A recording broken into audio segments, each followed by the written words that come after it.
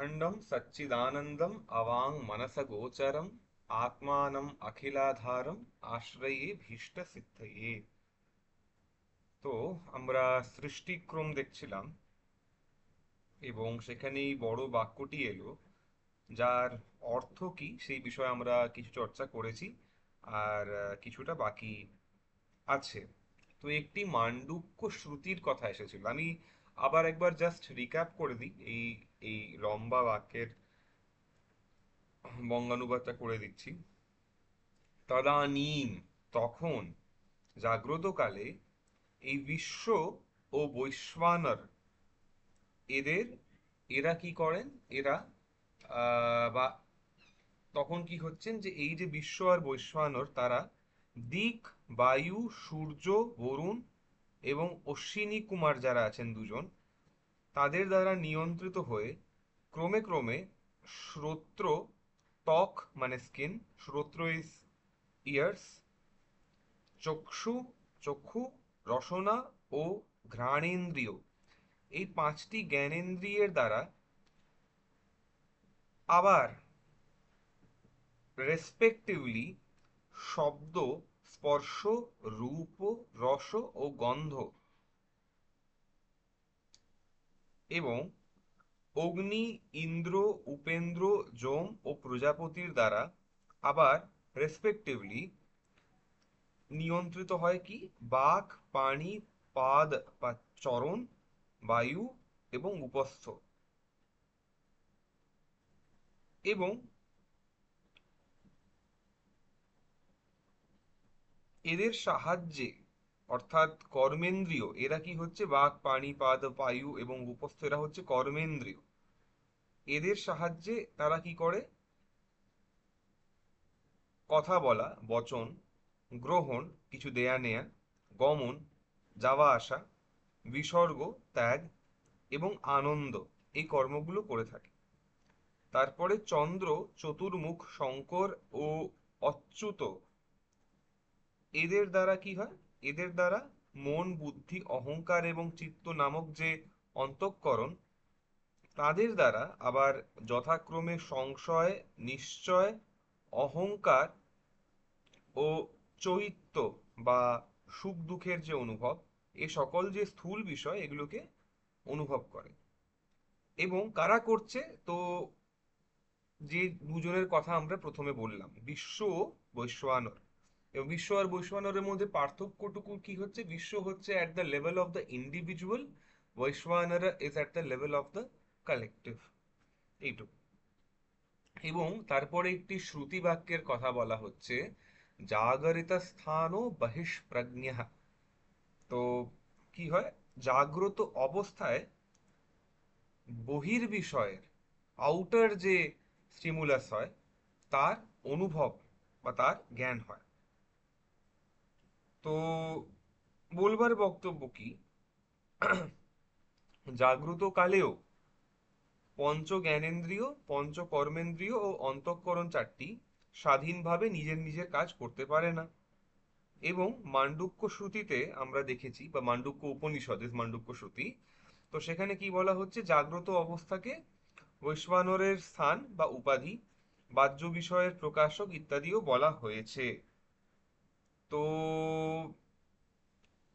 বলবার বক্তব্য এই যে প্রত্যেক ইন্দ্রিয়ের অধিপতি দেবতার যে নিয়ন্ত্রণ, যে কন্ট্রোল, তার থেকে ইন্দ্রিয়র যে কালেকশন, ইন্দ্রিয় সমূহ, তারা কি করেন, তারা নিজের নিজের কর্মে বা নিজের নিজের কর্ম করতে নিরত হন বা কর্ম করতে সক্ষম হন।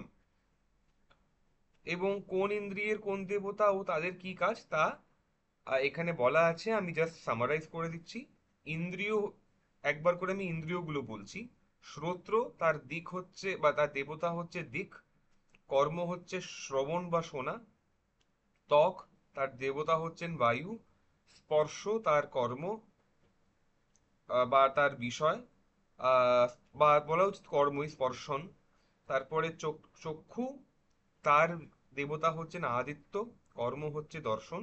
রসনা, জিভ, তার দেবতা হচ্ছেন বরুণ, তার কাজ হচ্ছে রসের আস্বাদন।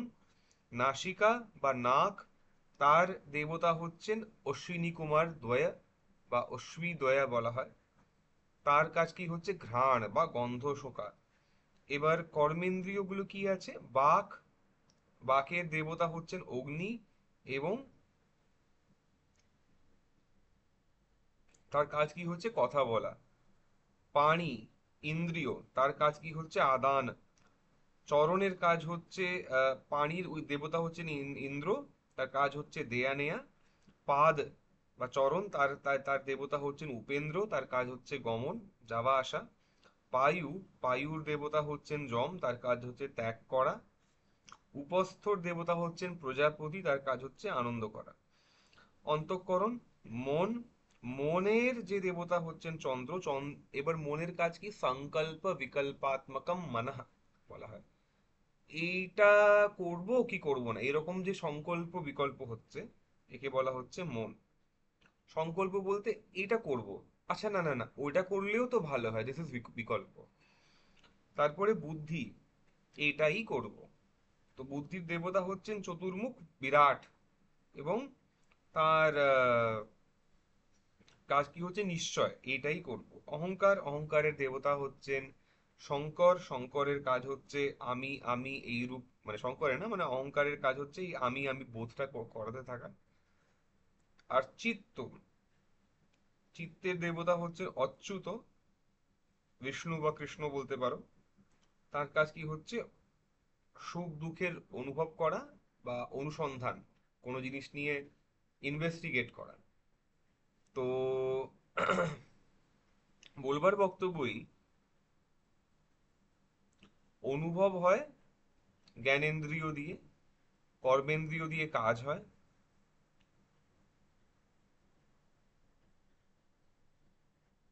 জ্ঞানেন্দ্রিয় আবার কি দিয়ে বোধ করায়, শুধু জ্ঞানেন্দ্রিয় থাকলেও হবে না। জ্ঞানেন্দ্রিয় যাতে বোধ করাতে পারে তার জন্য দরকার হচ্ছে তিনটে জিনিস। একটা হচ্ছে মন, দুটি হচ্ছে বুদ্ধি, এখানে বলা নেই, আমি জাস্ট অ্যাডিশনাল বলে রাখলাম। তৃতীয় হচ্ছে সাক্ষী। এই সাক্ষী চৈতন্য, এই বিষয়ে আমরা পরে আবার চর্চা করব। এই তিনজনের প্রয়োজন আছে। আচ্ছা, এবার আমরা চলে আসি আরেকটি বাক্যে।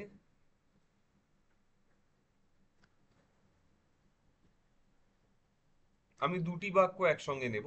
অত্র अपि अनयोः, अत्रापि अनयोः स्थूलव्यष्टि समष्ट्ययोः तदुपहितयोः विश्ववैश्वानरयोः च वनवृक्षवत् तद् अवच्छिन्न आकाशवच्च जलाशयवत् जलाशयवत् तद्गत् प्रतिबिम्ब आकाशवच्च पूर्ववत् अभेदः। আরেকটি বাক্য হচ্ছে एवं पंचीकृत पंचभूतेभ्यः स्थूल प्रपंचोत्पत्ति। তো এখানে বলা হচ্ছে যে অত্রাপি, এখানেও আগের মতো সমষ্টি ও বেষ্টি রূপ যে স্থূল শরীর এবং সমষ্টি ও স্থূল শরীর উপহিত তাদের উপাধি যুক্ত যে চেতনা বা চৈতন্য, যাকে বলা হচ্ছে বৈশ্বানর, এবং বেষ্টি স্থূল শরীর উপহিত যে চৈতন্য তাকে বলা হচ্ছে বিশ্ব, তাদেরকে আমরা বন ও বৃক্ষের মতো এবং বন অবচ্ছিন্ন আকাশ ও বৃক্ষ অবচ্ছিন্ন আকাশের মতো, অথবা জল ও জলাশয়ের মতো এবং জলাশয়ে প্রতিবিম্বিত আকাশ ও জল প্রতিবিম্বিত আকাশের মতো ভাবতে পারি, বা আকাশের মতো অভিন্ন বুঝবো। যেটা আমি আগেও বললাম যে বিশ্ব এবং বৈশ্বানর এক, কিন্তু সেই একটা কি করে বুঝবো? সেই একটা বুঝবো এইভাবে, একটি দৃষ্টান্ত দিয়ে, যে আকাশ, আকাশের প্রতিবিম্ব একটি জলের ফোঁটাতেও পড়ে, আবার জলাশয় বা একটা ওয়াটার বডিতেও পড়ে। তাতে কি আকাশ ভিন্ন হয়? না, হয় না। সেইভাবেই ব্যষ্টির যে ইন্ডিভিজুয়াল যে উপাধি, তার সঙ্গে যুক্ত যে চেতনা, তাকে আমরা বলছি বিশ্ব। কালেকটিভ উপাধির সঙ্গে চেতনা যখন যুক্ত হচ্ছে, সম্পৃক্ত হচ্ছে, তাকে বলছি বৈশ্বানর, জাগ্রত অবস্থায়। তো তারাও এই জলাশয়ে প্রতিবিম্বিত বা জলে প্রতিবিম্বিত আকাশের মতো এক এবং অভিন্ন। ওটা শুধু একটা উপাধি, বা বলা উচিত যে শুধু একটা আপেক্ষিক পার্থক্য আছে। আচ্ছা,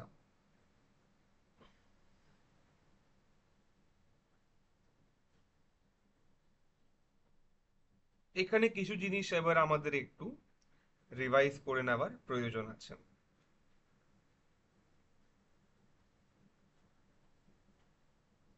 এই যে এক্সাম্পলটা দেওয়া হলো, এই যে উদাহরণটি দেওয়া হলো, তার মাধ্যমে গ্রন্থকার কি কনভে করতে চাইছেন? তিনি বলতে চাইছেন যে অজ্ঞান সমষ্টি এবং অজ্ঞান ব্যষ্টির যে প্রসঙ্গ, সেটাই তিনি আবার উত্থাপিত করছেন। অজ্ঞান সমষ্টি মানে কি? অজ্ঞান সমষ্টি হচ্ছে দ্য কালেকটিভ অজ্ঞানা, অ্যান্ড দ্য ইন্ডিভিজুয়াল অজ্ঞানা ইজ অজ্ঞান ব্যষ্টি। তো অজ্ঞান সমষ্টির দ্বারা যখন চেতনা ঢাকা পড়ে, বা চেতনাকে যখন উপহিত করা হয়, বা চেতনায় যখন সেই উপাধি যখন যুক্ত হয়, তখন সেই সমষ্টি অজ্ঞান উপহিত চৈতন্যকে বলা হয় ঈশ্বর। অজ্ঞান ব্যষ্টি দ্বারা উপহিত চৈতন্যকে বলা হয় প্রাজ্ঞ।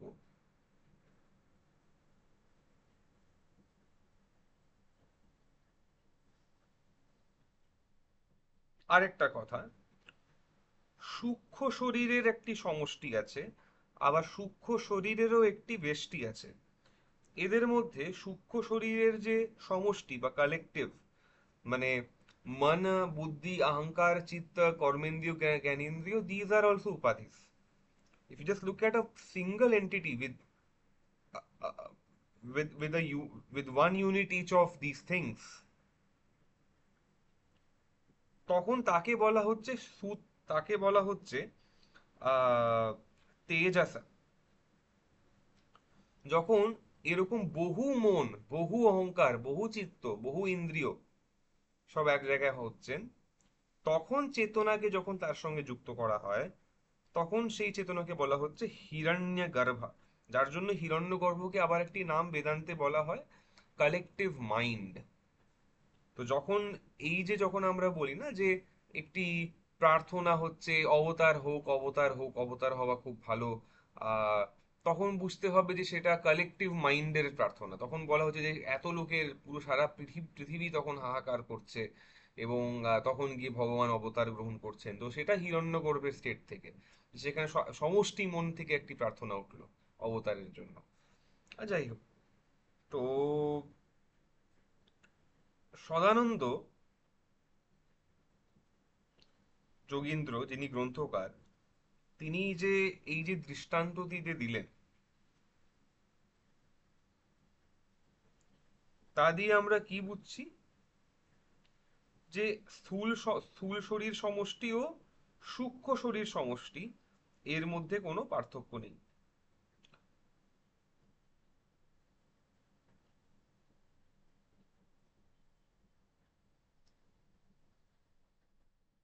আসলে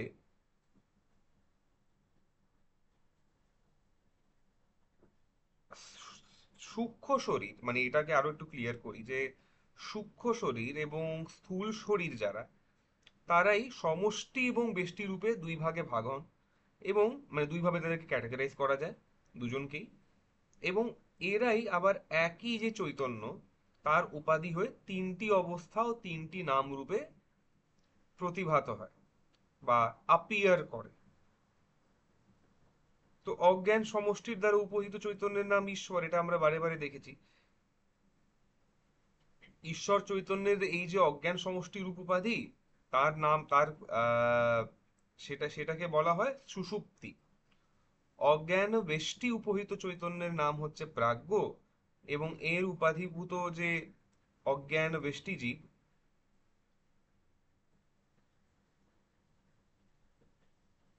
তার তখন বলা হয় সুষুপ্তি অবস্থা।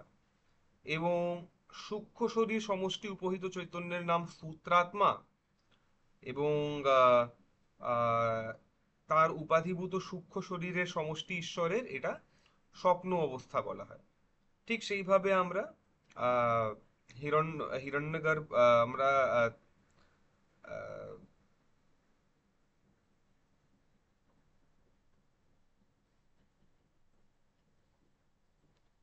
যে সূক্ষ্ম শরীরের বেষ্টি, তার যে উপহিত চৈতন্য, সূক্ষ্ম শরীরে বেষ্টি তার যে উপহিত চৈতন্য, তার নাম হচ্ছে তেজস। এবং সেই উপাধিভূত যে সূক্ষ্ম শরীরের বেষ্টি জীব, তার তখন বলা হয় স্বপ্ন অবস্থা। তো স্থূল শরীরের ক্ষেত্রেও এই একই প্যারালেল করা যায়। স্থূল শরীর সমষ্টি উপহিত চৈতন্য, তাকে বলা হবে ঈশ্বর। বেষ্টি উপহিত চৈতন্যকে বলা হবে সরি স্থূল শরীর সমষ্টি উপহিত চৈতন্যকে বলা হবে বৈশ্বানর বা বিরাট। এবং স্থূল শরীর বেষ্টি উপহিত চৈতন্যকে বলা হবে বিশ্ব। এবং তাদের তখন বলা হয় জাগ্রত অবস্থা। তো বলা যেতে পারে এটা যে জাগ্রত কালে ঈশ্বরের নাম হচ্ছে বৈশ্বানর বা বিরাট, স্বপ্নকালে তারই নাম হচ্ছে সূত্রাত্মা বা হিরণ্যগর্ভ, এবং সুষুপ্তিকালে নাম হচ্ছে ঈশ্বর। এবং জাগ্রত অবস্থায় জীবের নাম বলা হলো বিশ্ব, স্বপ্নকালে বলা হবে তৈজস, এবং সুষুপ্তিকালে বলা হবে প্রাজ্ঞ। এই যে তিনটি নাম, এই যে তিনটি অবস্থা চৈতন্যের, এইগুলো সবই উপাধিমূলক, মানে এগুলোই কোনোটিই কোনো পার্মানেন্ট এভার এক্সিস্টিং স্টেটস বা নেমস নয়। এদের এই অবস্থাগুলিকে অতিক্রম করে একটি অবস্থার কথা শাস্ত্রে বলা হয়, যাকে বলা হচ্ছে তুরীয় বা চতুর্থ, দ্য ফোর্থ। এইটি হচ্ছে চৈতন্যের শুদ্ধ উপাধি মুক্ত অবস্থা। এ তুরীয় তুরীয় বলা হয়। হোয়াট ইজ তুরীয়? তুরীয় is consciousness without any limiting adjunctions. একেই বলা হয় ব্রহ্ম বা আত্মা। এবং যে এটা বুঝতে পারে যে তার কোন সব উপাধি মিথ্যা, এবং সে বস্তুত নিজে তুরীয়। তুরীয় is not a state where you reach. Turiya is just the recognition of the fact that you were always Turiya. You were always free of upadhis. যেমন ঘুম একটা state, one ends up being in ঘুম, one ends up being dreamy etc. ঠিক সেইভাবে এটা হয় না। এটা কিন্তু তুরীয় অবস্থা বলে কিছু নেই। তুরীয় আমরা বলি তুরীয় অবস্থা, তুরীয় অবস্থা just means that you now know that the upadhi that you were associated with is mithya. তো কি বলা হলো এতক্ষণ? এতক্ষণ যেটা বলা হলো যে বিরাট এবং বিশ্বের সম্বন্ধ নিয়ে কথা হলো, পঞ্চীকৃত পঞ্চভূত থেকে স্থূল জগতের উৎপত্তির কথা বলা হলো। একটি শব্দ আমরা বারে বারে ব্যবহার করি এবং এখানেও এসেছে কিছুবার, সেটা হচ্ছে প্রপঞ্চ। এই প্রপঞ্চ শব্দের মানে কি? প্রপঞ্চ শব্দের মানে হচ্ছে প্রকৃষ্টভাবে, in a very nice way, in a very proper way, পঞ্চ পঞ্চ করে যে আমরা গঠন করি, পাঁচ পাঁচ করে যে আমরা গঠন করি। মানে ইউ হ্যাড সাম সূক্ষ্ম ভূতাস and from that you got the স্থূল ভূতাস, অ্যান্ড ইন সাম কম্বিনেশন, তো পাঁচ পাঁচ করে আমরা আরো স্থূল ভূত বানালাম, and in some proper sequence. তো তাকে বলা হচ্ছে প্রপঞ্চ বা স্থূল জগৎ। তবে শুধু স্থূল না, এটাও বুঝতে হবে যে সূক্ষ্ম এবং যে কারণ অবস্থা, মানে সুষুপ্তি এবং নিদ্রা অবস্থা, সেইগুলিও ততটিই মিথ্যা যতটি এই জগৎ। মিথ্যা বলার থেকে বড় কথা, সেইগুলিও তো উপাধিযুক্ত, মিথ্যা কথাটা এখানে আনবো না, উপাধিযুক্ত অবস্থা। কাজেই তাদেরকেও প্রপঞ্চ বলা যায়। আচ্ছা, এবার আরেকটি কথা এখানে বলে দিই।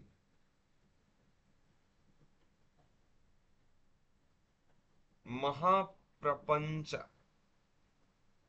এর বিষয়ে একটি কথা এবার আসবে। হোয়াট ইজ দিস মহাপ্রপঞ্চ? তার আগে আহ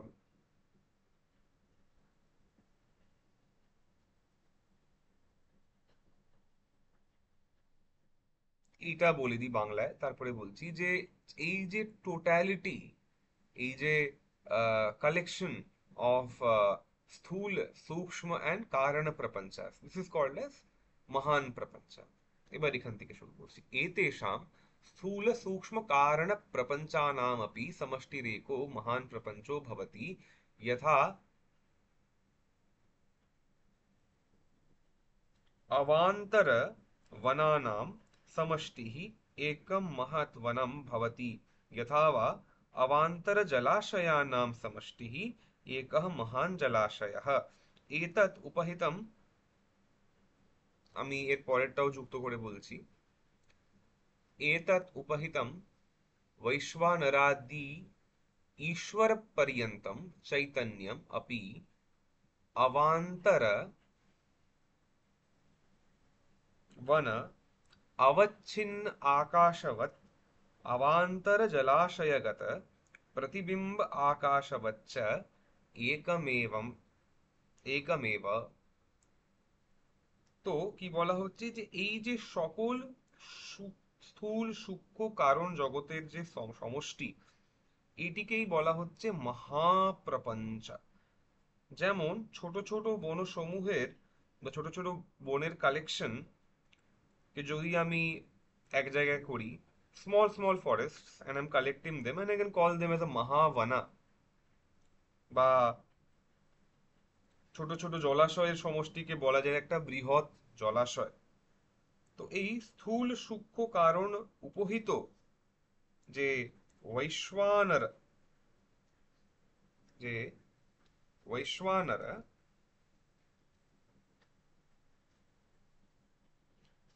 তার থেকে নিয়ে ঈশ্বর আদি পর্যন্তম, ঈশ্বর ইত্যাদি পর্যন্ত চৈতন্য নানা বন অবচ্ছিন্ন আকাশের মতো কিংবা ভিন্ন ভিন্ন জলাশয়ে প্রতিবিম্ব আকাশের মতো এক বা অভিন্নই।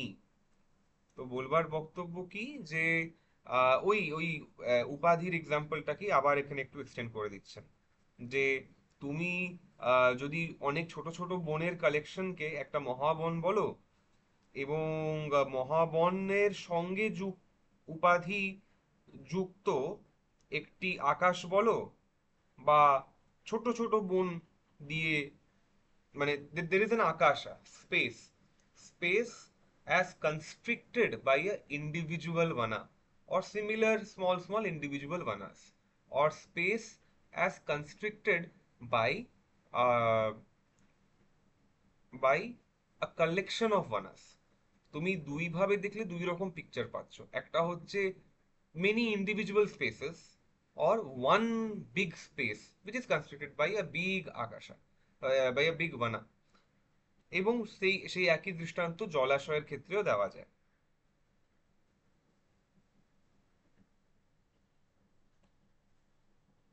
এবার এইটাকে নিয়ে একটু বিচার করবার প্রয়োজন আছে, এখানে একটু মন দিতে হবে আমাদেরকে। বৃক্ষ, জল বা প্রপঞ্চ সবকিছুরই আমরা তিনটি স্থিতির সঙ্গে এখন পর্যন্ত কিন্তু পরিচিত হয়েছি। যেমন একটি বৃক্ষ, তারপরে কি বললাম, কয়েকটি বৃক্ষের সমন্বয় বা ছোট একটি বন, এবং এখন বলা হচ্ছে ছোট ছোট কটি ভিন্ন বনের সমাহার, যাকে বলা হচ্ছে মহাবন। তো সেটি কি হয়ে গেল, সেটি তোমার হয়ে গেল লাইক দ্য মহাপ্রপঞ্চা। তো আগে আমরা দেখলাম যে জীবা বললাম, তারপরে বললাম যে আচ্ছা জীব একরকম উপাধি, তারপরে বললাম যে না না না জীব হলো ঠিক আছে, বা আমরা বলছি বিশ্ব, তারপরে তার প্যারালাল বলছি বিরাট বা বৈশ্বানর। কিন্তু আহ আমরা তো আবার এটাও বলছি যে জাগ্রত অবস্থা, সুষুপ্তি অবস্থা এবং স্বপ্ন অবস্থা, এইগুলিও তো এক একটি উপাধি। তো নাও the individuals in the state, in a given state, were collected to make one big state. Now the three states have been combined together. তো এখন বলা হচ্ছে যে এই তিনটে state, the smaller vanas, have now been combined to make an to make a mahavana। তো এই মাহাভানাটাও তো একটা বড় উপাধি, তাহলে সুপার উপাধি। এবং ফর দিস সুপার উপাধি also I can say that the Chaitanya can be seen as one which is linked or connected with one super upadhi, or এইভাবে করতে পারি যে three sub upadhis are or rather three upadhis, and then multiple sub upadhis in each of the three upadhis. এটাই এখানে বলা হচ্ছে। তো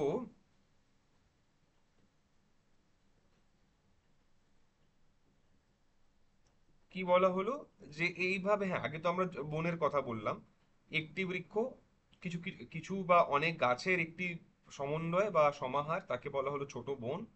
ছোট অনেকগুলো বনের যে কালেকশন তাকে বলা হচ্ছে মহাবন। এবং তারপরে কি, জলেরও তিনটি স্থিতি, বিন্দুরূপ জল, অনেক জলবিন্দু সমন্বয়ে একটা জলাশয়, এবং কয়েকটি ছোট্ট জলাশয় নিয়ে একটি মহা জলাশয়। তো প্রপঞ্চ সৃষ্টিরও তিনটি স্থিতি গ্রন্থকার এখানে স্বীকার করছেন আমাদের। তিনি কি বলছেন, যে কারণ প্রপঞ্চ বা অজ্ঞান প্রপঞ্চ, সূক্ষ্ম প্রপঞ্চ বা আহ সূক্ষ্ম প্রপঞ্চ, এবং তারপরে স্থূল প্রপঞ্চ। এই সকল প্রপঞ্চের সমূহ নিয়ে একটি মহান প্রপঞ্চের ভাবনা আমরা এখানে দেখছি।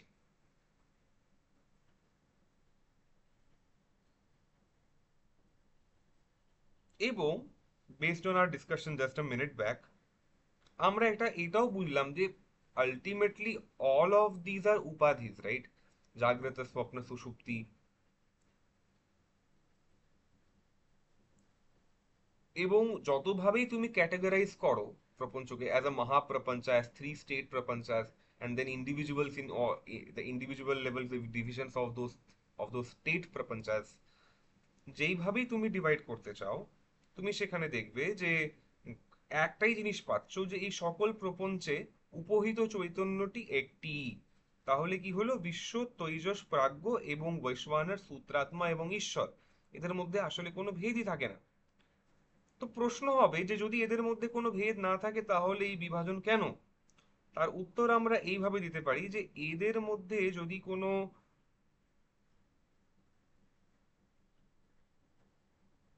এদের মধ্যে অ্যাজ সাচ কোনো ভেদ নেই, কিন্তু এদের মধ্যে একটি পরিমাণগত ভেদ অবশ্যই আছে। পরিমাণগত বলতে,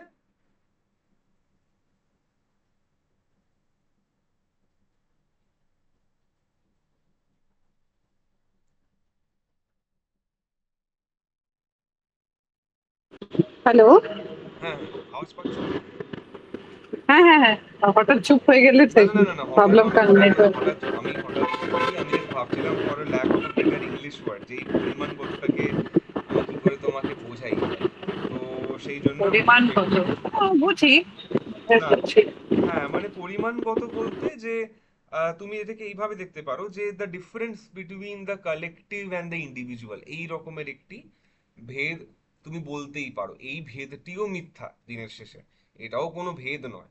কিন্তু হ্যাঁ মানে দ্য পয়েন্ট ইজ, যে হ্যাঁ from a transactional level there is a ভেদা, and from a more subtle perspective বা তত্ত্বের দিক থেকে যদি তুমি দেখো, তাহলে বলবো যে না, চেতনা তো একই, তো ভেদ নেই। হ্যাঁ, if you are happy with that, তাহলে we can live with it, যে হ্যাঁ ঠিক আছে, কোনো ভেদ তো নেই। কিন্তু ব্যবহার দশায় তো আমরা দেখি যে তিনটি অবস্থা আলাদা আলাদা করে অনুভব হয়, এবং একজন হিরণ্যগর্ভের উপাসনাও করতে হয়, কালেকটিভ মাইন্ড, সেটাও আমরা পুরাণের আখ্যান বা অন্যান্য জায়গায় দেখি। আর আমরা এটাও দেখি যে বহু জীবকে একসঙ্গে তপস্যা করছেন, তার মানে একজন জীবের প্রার্থনায় হচ্ছে না, বহু জীবের প্রার্থনায় অবতার হলো। ধর এই উদাহরণটা আমি দিলাম, তার মানে কি হলো, তার মানে তো একটা from practical perspective, from N experiential perspective, একটা তো আমরা ভেদ পাচ্ছি বিটুইন ওয়ান অ্যান্ড মেনি। তো সেই পরিমাণগত ভেদের এখানে কথা বলা হচ্ছে। এবার এর পরের যে প্রসঙ্গটি সেটি খুব গুরুত্বপূর্ণ, এবং সেখানে আমরা এবার প্রবেশ করব। আমি আবার দুটি বাক্যকে ক্লাব করে দিচ্ছি, কারণ তাহলে কানেকশনটা ইজিলি করা যাবে। আভ্যাম মহাপ্রপঞ্চ তৎ উপহিত চৈতন্যাভ্যাম তপ্তায় পিণ্ডবৎ অবিভিক্তম সৎ অনুপহিতম চৈতন্যম সর্বম খলবিদম ব্রহ্ম, ছান্দোগ্য উপনিষদ 3:14 ইতি महावाक्यस्य वाच्यं भवति, विविक्तं सल्लक्ष्यम अपि भवति। কি বলা হচ্ছে এখানে? বলা হচ্ছে যে, আচ্ছা এর পরেরটাও পড়ে দিই তার আগে। হ্যাঁ, যেটা পড়লাম এটা পড়ে দিই। एवं वस्तु एवं वस्तुनि अवस्तु आरोपः अध्यारोपः सामान्येन प्रदर्शितः। বলবার বক্তব্যটি কি, যে তাপ দেয়া হিটেড আয়রনের একটি পিণ্ডের মতো অনুপহিত উপাধি রহিত চৈতন্য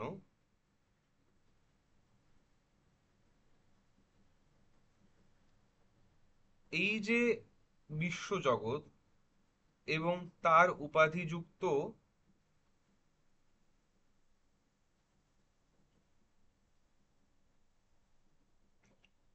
চৈতন্য থেকে অপৃথকভাবে অবস্থিত অনুপহিত চৈতন্য,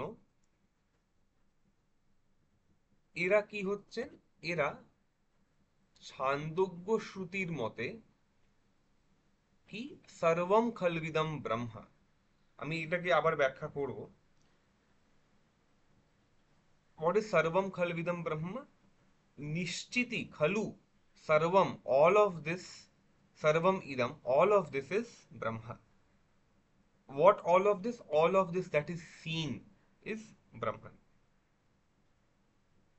এবং এই বাক্য যে বললাম শ্রুতির, এই বাক্যের বাচ্য বা অর্থ হন এবং আলাদা করে ধরলে লক্ষ্যও হয়ে থাকেন। এইভাবে বস্তুতে অবস্তু আরোপ রূপ অধ্যারোপকে এখানে সামান্যভাবে দেখানো হচ্ছে। এটা হচ্ছে খুব মানে মোটা দাগের অনুবাদ। কিন্তু এবার এখানে আমাদেরকে শুধু অনুবাদ দেখলে হবে না, অনুবাদ দিয়ে কিছুই ক্লিয়ার হলো না, তাই আমাদেরকে এবার এর ব্যাখ্যায় যেতে হবে। উপাধি রহিত চৈতন্য, শুদ্ধ চৈতন্য হচ্ছে ব্রহ্ম। Brahman exists in all the three times, past present future, অবাধিত। এবং it is self luminous, it does not need anything else for it to be known, it knows itself and because of it others are also known, তো তাকে বলা হয় স্বপ্রকাশা। এবং আনন্দ বা দুঃখের থেকে সর্বদাই তিনি অসংস্পৃষ্ট বা আনটাচড, তাই তিনি অসীম ও অনন্ত। তো সর্বম খলবিদম ব্রহ্মা, এই মহাবাক্যের যে কথা হচ্ছে, এর দাবির যে দাবি বা এর যে বক্তব্য, তা হচ্ছে এই যে এই সমস্তই ব্রহ্ম বা এই সমস্ত ব্রহ্মই। তবে শ্রুতির যেই অর্থ, এটিকে শুধু বলা হয় বাচ্যার্থ। This is just the literal meaning of the shruti. এর যে বাস্তবিক অর্থ, তা পাওয়া যাবে এই বাক্যের লক্ষ্যে। লক্ষ্য ইজ দ্য ইন্টেন্ডেড মিনিং। তা কি? বা তার আগে বাচ্যার্থ শব্দটাকে একবার ক্লিয়ার করি। তো যে স্থলে আমরা ব্যবহারের দ্বারা, সাধারণ কমন ইউজ দ্বারা কোনো একটি শব্দ বা কোনো একটি বাক্যের অর্থের জ্ঞান হয়,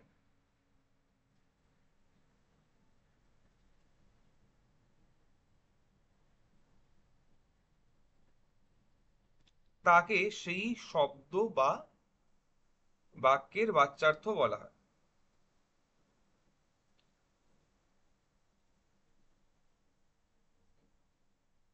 যেমন যদি কেউ বলে গাম আনয়া, গরুকে আনো,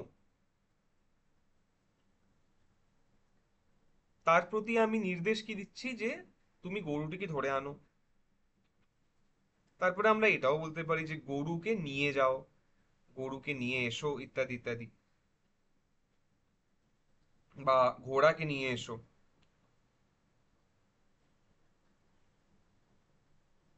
তো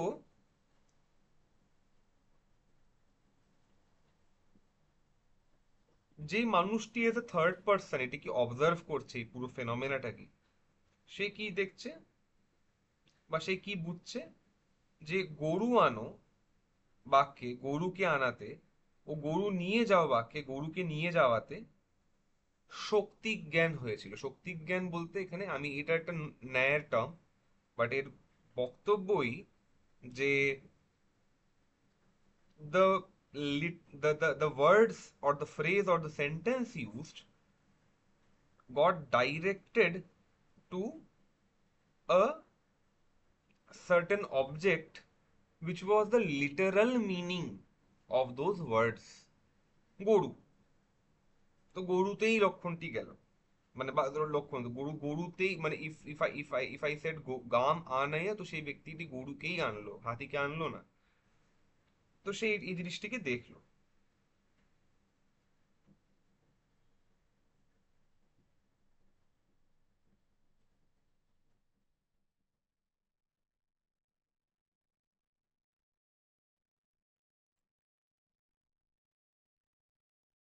তো এইভাবেই সর্বম খলবিদম ব্রহ্মা এর একটি বাচ্যার্থ হতেই পারে, এর একটি আহ লক্ষ্যার্থ হতে পারে। যেমন যদি আমি বলি যে তোমার ও কোথায় থাকে, ও গঙ্গায় থাকে। আচ্ছা, গঙ্গায় থাকি, গঙ্গা নদীর মধ্যে থাকে না, না গঙ্গা নদীর মধ্যে থাকে না, গঙ্গা নদীর পাশে ঘাট, ঘাটের পাশে একটি কুটিয়া করে থাকে। তো this is the intended meaning, right? এটা ইন্টেন্ডেড মিনিং, কিন্তু আমি ওই শব্দ গঙ্গায় থাকে এটা দিয়ে বুঝে গেলাম যে ও গঙ্গার ঘাটের উপরে কোথাও একটা থাকে। তো এই ইন্টেন্ডেড মিনিং এর দিকেও যাওয়া যায় একটি বাক্য দিয়ে, বা একটি বাক্যের দুই রকম তাহলে ইন্টারপ্রিটেশন হতেই পারে, একটি লক্ষ্যার্থ ইন্টেন্ডেড মিনিং এবং একটি বাচ্যার্থ। তো সর্বম খলবিদম ব্রহ্মা,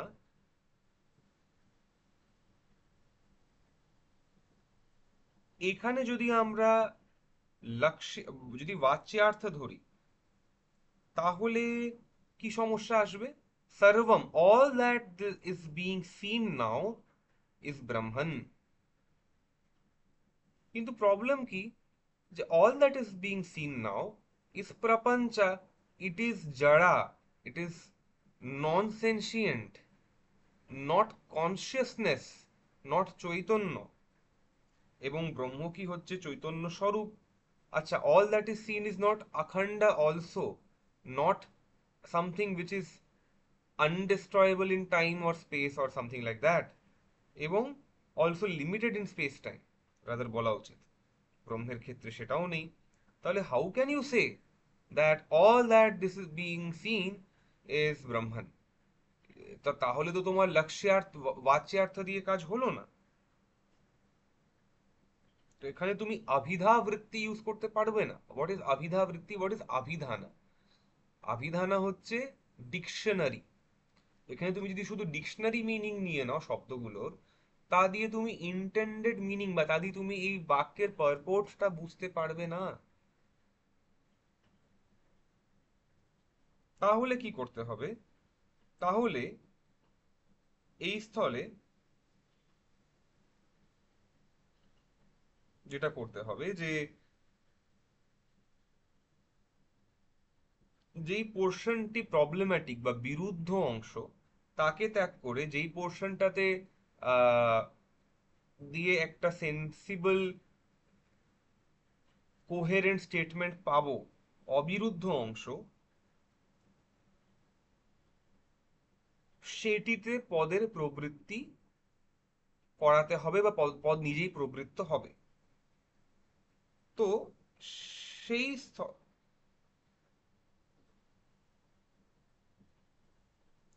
তো এখানে বলা হবে যে এই বাক্যে আমরা কি ব্যবহার করব? ভাগ ত্যাগ লক্ষণা বা জহত অজহল লক্ষণা। এবার জহত অজহল লক্ষণা মানে, এই যে সর্বম কলবিদম ব্রহ্মা, এখানে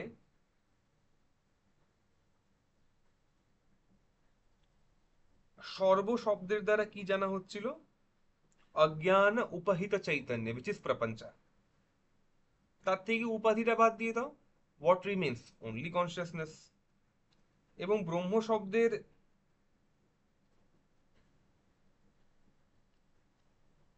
যে বাচ্যার্থ, সেটি হচ্ছে বৃহৎ চৈতন্য। তার থেকে এই যে বৃহত্তর বা লার্জনেস প্রভৃতি যে অংশগুলি, সেইগুলিকে তুমি বাদ দাও, তাহলে কি বাঁচলো? চৈতন্য ইটসেলফ। তাহলে দুটি যে বিরোধী অংশটা, বৃহৎ বৃহত্তত্ব এবং এদিকে তোমার একটা ছিল প্রপঞ্চত্ব, এই দুটি বিরোধী অংশকে বাদ দিলাম, এবং তা বাদ দিয়ে যেটি বাঁচলো শুধু চৈতন্য। এবং ফলত দেখছি যে শ্রুতি বাক্যের দ্বারা উপাধিমুক্ত চৈতন্যকে আমরা জানতে পারছি। তো এখানেই কেন, এখানে তো তাহলে এই লোহার পিণ্ডের কথা কেন এলো? এই প্রসঙ্গে লোহার পিণ্ডের কথা এই জন্য এলো কারণ তাপের আশ্রয় অগ্নি, লোহা নয়। যা লোহা তা অগ্নি নয়, তবুও আমরা অনেক সময় বলি তপ্ত লৌহ পিণ্ড। তো তা দিয়ে কি বোঝানো হয়? এই শব্দের দ্বারা তাপের আশ্রয় অগ্নি এবং লোহা দ্রবীভূত হয়ে বাচ্য হয়, কিন্তু আসলে তাপ, লোহা ও অগ্নি এগুলি তো আলাদাই।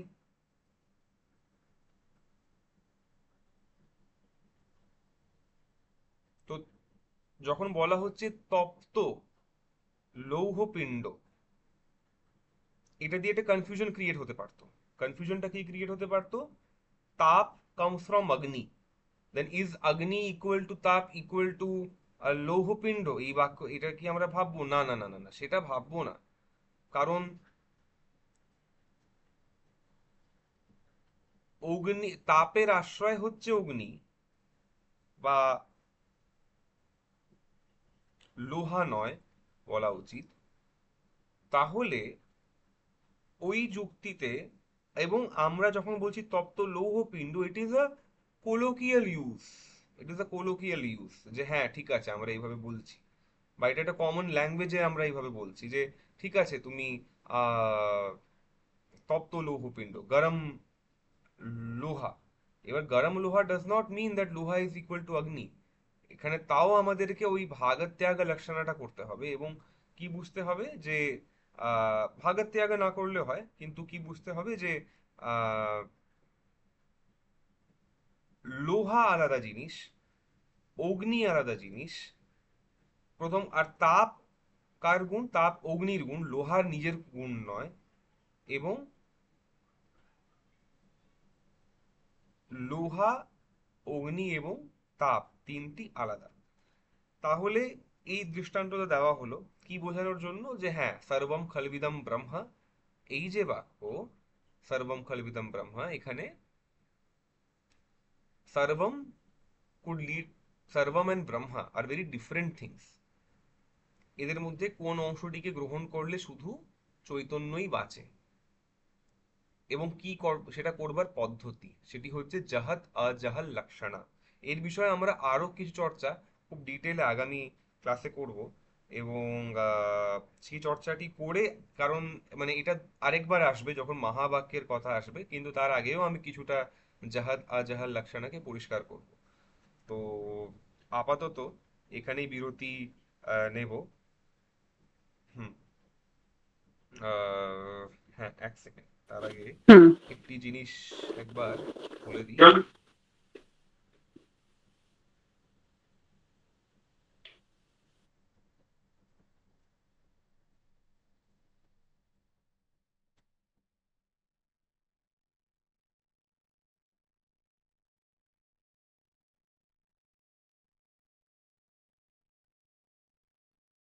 এই যে আমি আগে বলেছিলাম অনুবাদ করবার সময় যে তপ্ত লৌহপিণ্ডের মতো অনুপহিত চৈতন্য, আহ মহাপ্রপঞ্চ তদুপহিত চৈতন্যাভ্যাম তদা তপ্তায়ঃ পিণ্ডবৎ অবিবিক্তম সৎ অনুপহিতম চৈতন্যম। তো এখানে বলবার বক্তব্য কি, যে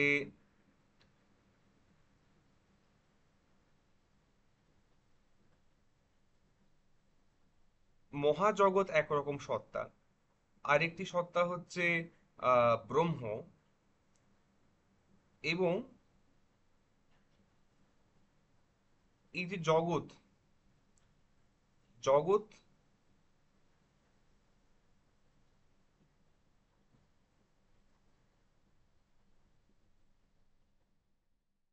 এবং ব্রহ্মের মধ্যে আমি একটি ঐক্য স্থাপন করতে চাইছি।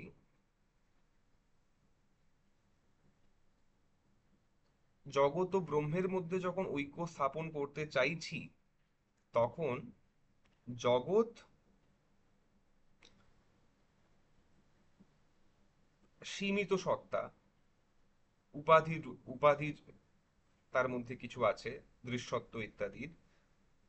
ব্রহ্মের মধ্যে বৃহত্তত্ব ইত্যাদি উপাধি আছে, পরস্পর বিরোধী দুটো জিনিস। এদেরকে কি করে এক করব?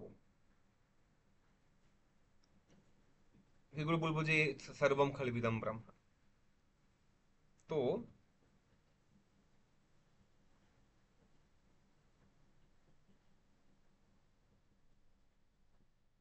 তখন গ্রন্থকার বলছেন বাক্যস্য বাচ্যম ভবতি।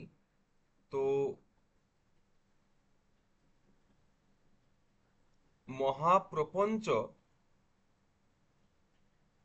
উপহিত যে চৈতন্য, যাকে আমরা জগৎ বলছি, দিস ইজ জগৎ, মহাপ্রপঞ্চ উপহিত চৈতন্য। এবং তপ্তায় পিণ্ডবৎ অবিবিক্তম,